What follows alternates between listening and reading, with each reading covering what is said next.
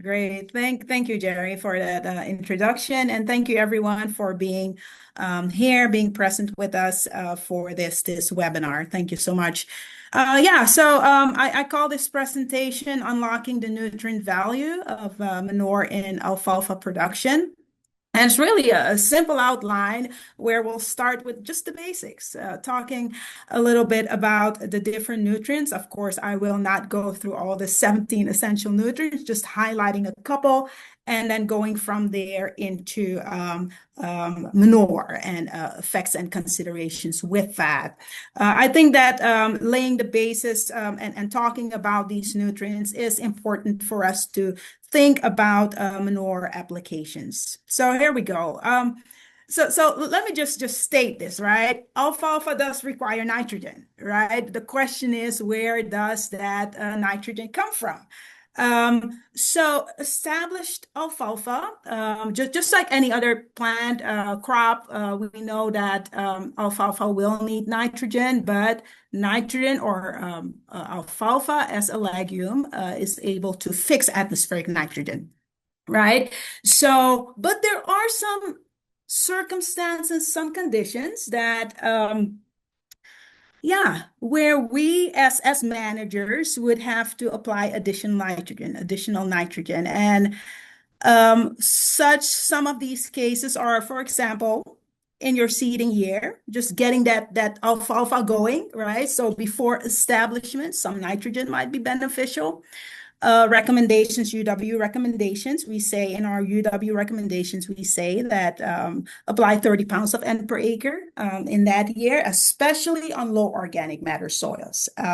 So that is one of our recommendations. But if you ask me what other circumstances, what other conditions might benefit from additional nitrogen, anything that would interfere with that interaction or that rhizobial relationship, right? With alfalfa, anything that restricts nodule development might benefit from additional nitrogen. Okay, and I'll keep it there for now. We can discuss this as we go. Moving on to phosphorus.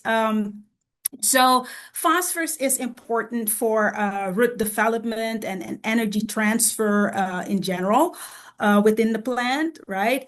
All the metabolic processes require energy. So phosphorus is really an important nutrient for crop growth and development. Our recommendations here are based on, I say two there, but there's really three factors. It's the soil test level, your crop demand, and alfalfa is definitely one of the crops that requires phosphorus in large quantities. And then finally, your yield potential. And what you're seeing over on the right of your screen in that graph is different soil test levels and then the recommended phosphorus rate. I'm not gonna bother you with too much of the philosophy behind the recommendations, but what I do want to point out is if you send a sample in for analysis and it comes back and it tests at optimum level of soil potassium. Sorry, we're not talking potassium, we're talking phosphorus, soil phosphorus. Then what we are saying in our recommendation is apply what you are removing with your crop. So it's basically saying what you plan to remove with your crop, let's say a 5-ton alfalfa crop, on average, we'll remove what, 70 pounds of phosphorus. Well, apply 70 pounds of phosphorus. So this is basically a maintenance approach, maintenance application, if you will.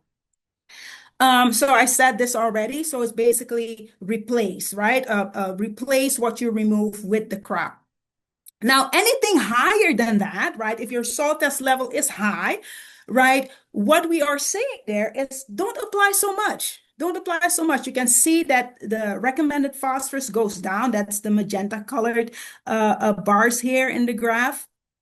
What we're saying is don't supply so much because most of that phosphorus will be supplied by the soil anyways, because your levels are high, right? And not only that, but what we're hoping will happen is that the alfalfa will draw down, or whatever crop is growing, because this applies to other crop as well, um, will draw down some of this phosphorus, right? So what you're seeing here in this diagram is basically, if you apply manure year after year after year, you understand that phosphorus levels and potassium levels will build in soil.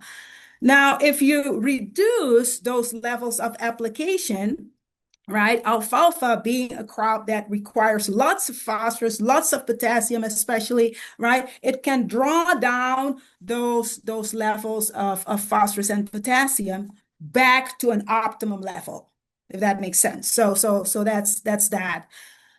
Potassium is probably one of the most talked about nutrients when it comes to alfalfa.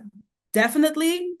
And we see the same concept here, right? Different soil test levels in the top and recommended potassium levels.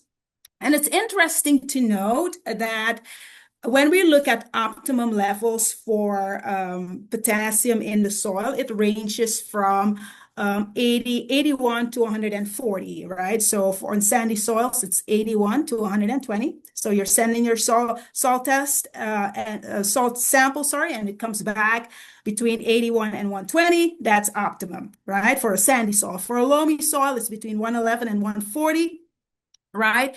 What's happening there? Well, research has shown that beyond a soil test, I'm not talking soil application or application of potassium here, beyond a soil test of 120 to 140, there is almost no response to higher levels of or yield response to higher levels of potassium. So 120 to 140 would be the optimum. So it's in agreement basically with the recommendations. Now, when we're talking about, I love that the previous speaker, that Marta, touched on this, but when it comes to potassium and its role within the plant, and especially we're talking about alfalfa here, we have to think beyond. I'm a soil scientist, so I deal a lot with cycling of nutrients within the soil, but sometimes we have to stop and think about what's happening in the plant. And our previous speaker laid that down for us. But what we're looking at here is basically potassium rates and the stand survival. So its impact on winter kill, pretty much, right? The stand survival is highly correlated with the potassium rates. You can see at all these three locations where the study was conducted that as you increase potassium rate, so that the stand survival.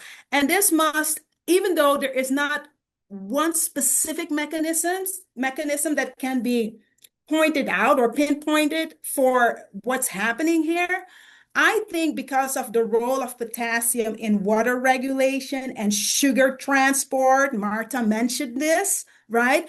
The survival rate goes up. Okay, the survival rate of alfalfa goes up, meaning surviving winter kill or winter damage. All right, so moving on from potassium, then let's look at sulfur.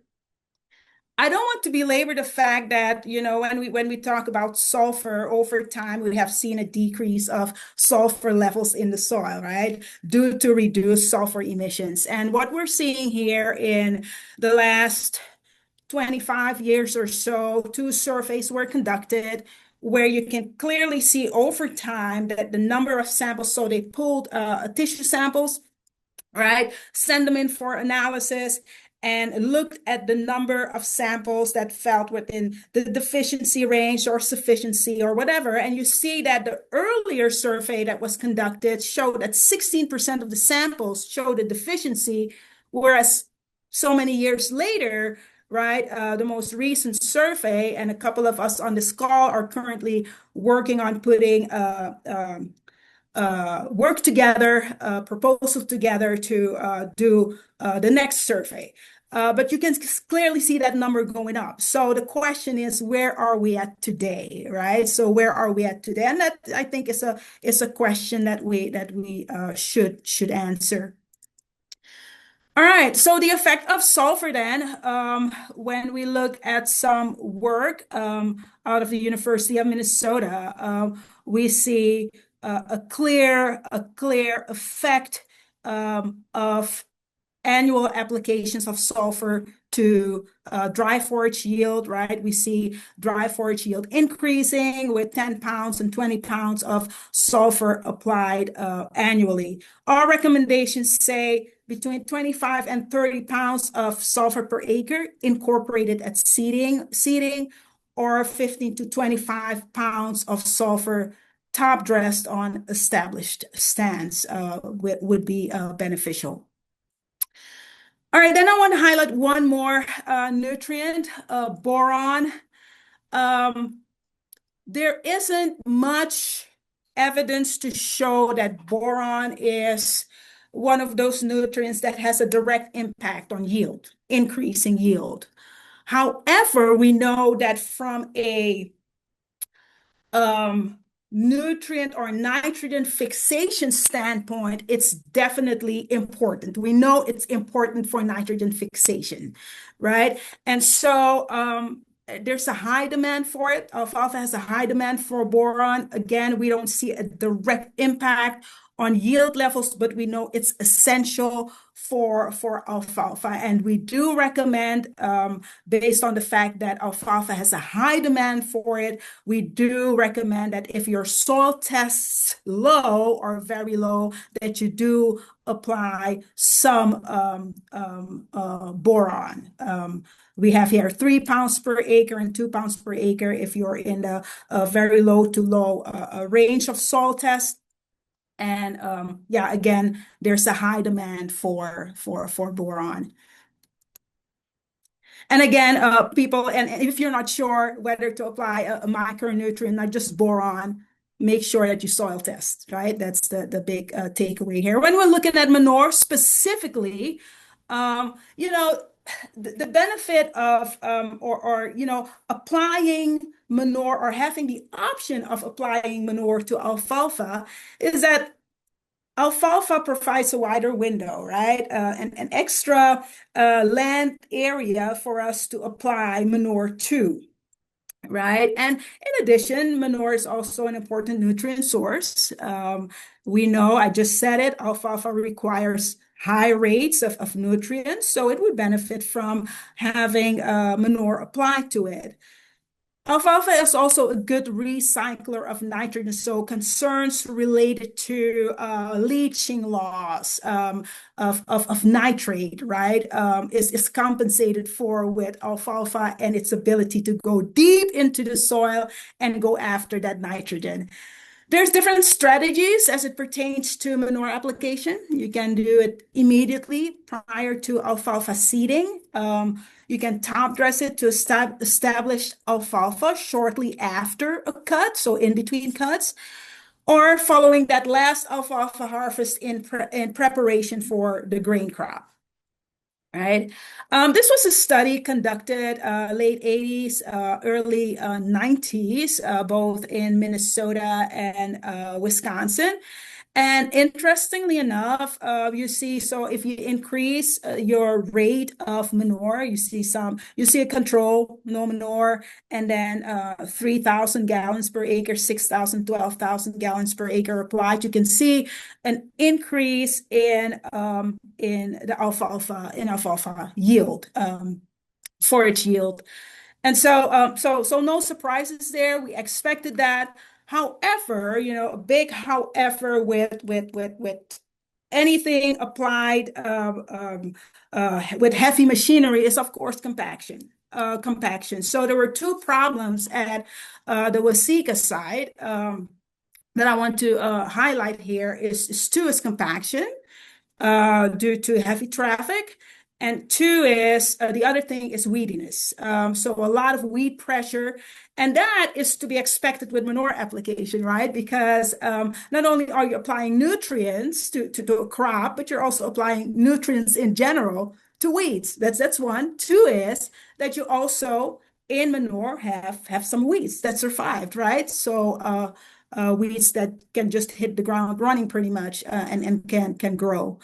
So that's what's going on there, and that is basically one of our considerations also when we apply manure. Just be aware that there's probably going to be weed competition, right? And so in your management, keep that in mind. Avoid direct manure seed contact, right? We don't want that. We don't need that damage that occurs due to direct seed contact, especially with high ammonium content for some of these manures. So yeah, it's important to incorporate the manure and to reduce direct contact with the seed. Keep your rates low is the take home here. Keep your rates low again to reduce some of that chemical impact and therefore and also runoff, right? So be aware of that. This approach of pre-plant application of manure is best suited for solid manure or slurry, because if you have a liquid manure that is not well mixed, um, you would have to apply a whole lot of it to meet your nitrogen demand, and therefore it could cause leaching problems, environmental issues, and so on.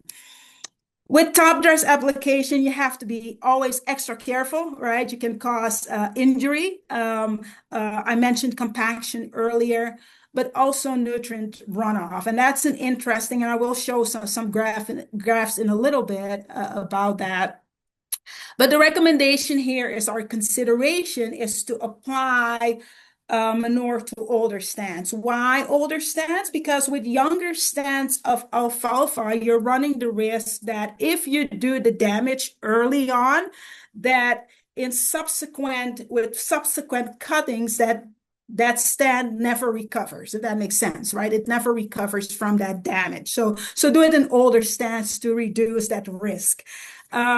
Consider your timing after cutting, meaning that don't allow too much regrowth after each cutting before you go in with your machinery. Consider low impact manure injection.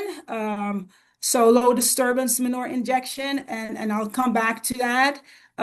There has been some research that shows that has some benefit in terms of nutrient losses, particularly nitrogen losses. Be careful again. Be careful with your manure rates. I want to stress that. Now, this is an interesting study from way back when in the 70s.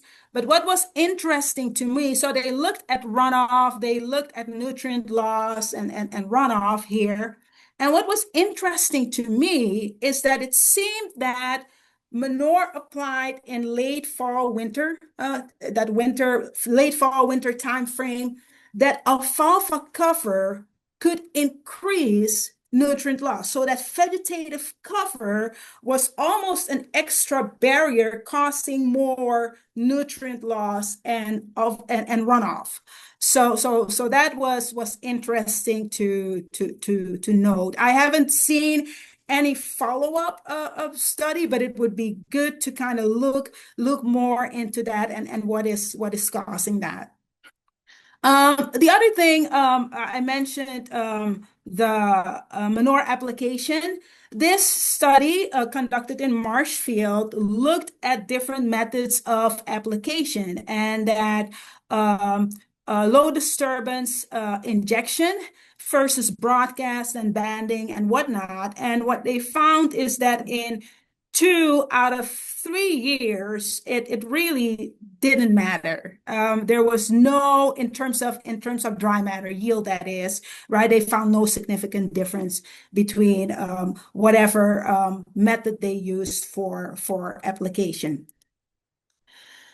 However, when it comes to ammonia loss, they did find that when you broadcast manure, right, that the losses, the cumulative ammonia losses are higher, followed by banding, followed by an aerator, followed by shallow injection. So So that is interesting and definitely worth looking more into. Finally, so remember that manure will always be an unbalanced fertilizer. If you're applying manure to meet a certain nutrient need, you're likely going to over apply another, as in this example with phosphorus. Phosphorus will build up over time. So just keep that in mind. So the take home, right? I mentioned the need to go back and look, assess where we are with sulfur, how we're doing with sulfur. So there's definitely a need to assess that status of sulfur levels in tissue. Boron, I feel that we really need to look into Wisconsin, do a Wisconsin specific evaluation of that.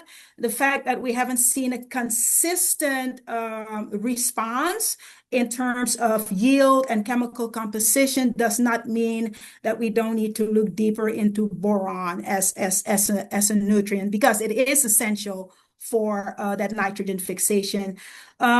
Use tissue testing just to confirm nutrient sufficiency and where you are in terms of that whole curve, deficiency, sufficiency, and so on, to reduce uncertainty. And finally, manure is a valuable nutrient source, and alfalfa provides an excellent base for that, for application, but always follow best management practices to minimize crop injury, soil compaction, and runoff.